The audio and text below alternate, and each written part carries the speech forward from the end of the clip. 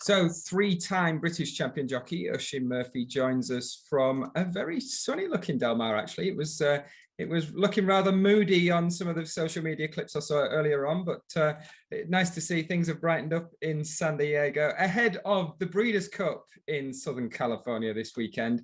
Oisin, thanks for your time as ever. Just before we crack on, did you watch anything decent on the 11-hour flight? Anything you can recommend for Sport and Life readers? Honestly, it was terrible. I think Virgin really need to update their films they've got on offer.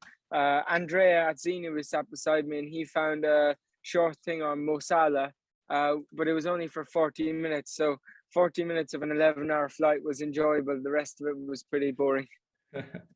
Well, moving on swiftly and onto your rides at Del Mar this weekend. You kick off with a couple on Future Stars Friday. Hierarchy in the Breeders' Cup Juvenile Turf Sprint. This is for Hugo Palmer. He looks a very promising and progressive sprinter, certainly kind of from a domestic perspective. Now runs over the 5 furlongs for the very first time in his career. Just how much of a culture shock could that be for this horse?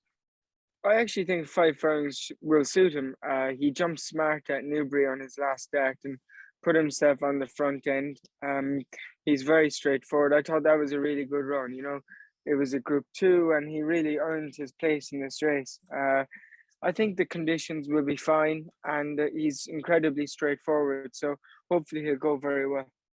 Yeah, that does sound quite promising. And you're not done there on Friday. Mise runs in the Juvenile Fillies Turf. This is for James Ferguson, a relatively kind of new face on the block, certainly when it comes to travelling horses abroad. But she brings some genuine Group 1 form to the table as well, doesn't she? This is after finishing 4th in Spiral in the Fillies Mile. Yeah, she felt really good this morning. I rode her from the stalls. She just got a little practice with the bell ringing in her ear. She's not drawn very well. She's drawn incredibly wide, but hopefully she'll be able to get out. Let's just see how quick they go with a draw. And if she was second in the Fillies Mile last start, I think she'd probably be favoured or one of the favourites for this race. And she wasn't beaten very far. So she's improved on each run and she still looks great in her coat. I do think she can run a good race if I give her the right ride. It's just not going to be easy from out where I am. That's it. You didn't actually ride her in the Fillies Mile. You must be excited to be reunited with her anyway. But that would be the idea with it, because she looks, and certainly on pedigree, she looks like she might need even more of a test, certainly as a 3-year-old. Yeah, I actually on pedigree, I know you're getting mixed signals, but I don't think she's going to stay much further than a mile. If you see on Sporting Life, actually tweeted it this morning. Someone managed to get her stalls work on camera. She is quite speedy, and yeah, it'd be interesting how she takes to 2 turns, but she's an intelligent type, and I do think quite a bit of her. So hopefully she'll perform at great credit.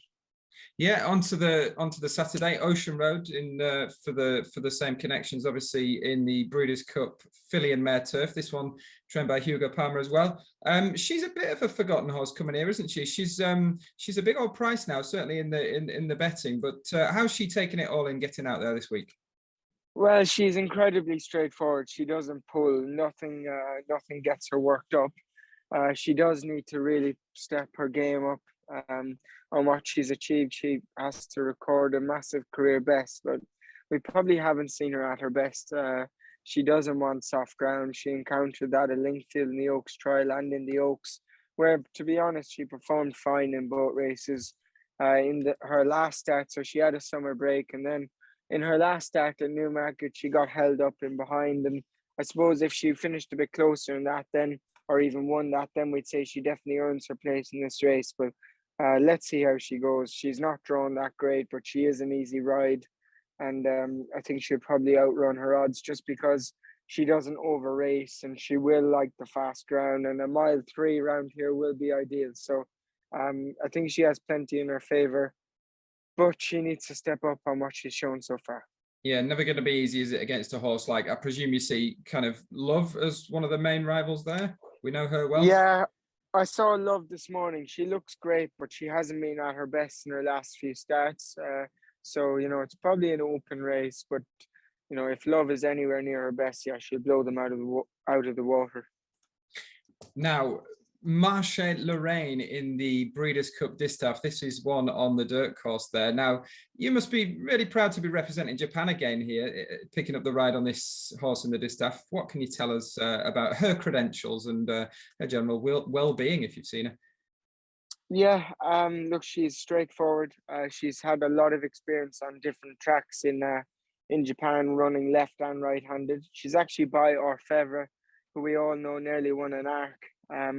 She's a little bit woolly in her coat, which is a bit concerning. But this time of year in Japan, most horses are. So, and bearing in mind she only shipped over within the last 10 days.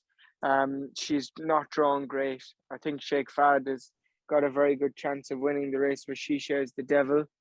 There's another filly in there called Letruska, who's actually beaten She Shares the Devil and is on a very good run of form going into the race. And Malatat, the Hamdan horse, I don't know if I'm pronouncing that correctly, has had lots of media attention. She's the most beautiful filly with white on her face, and she looks like a real queen. So to be honest, the Distaff isn't normally that strong a race, but I think this year there's 3 in there in particular that are deserving champions, and it will not be easy it will be tough for Marche Lorraine to get involved and mix it with those 3.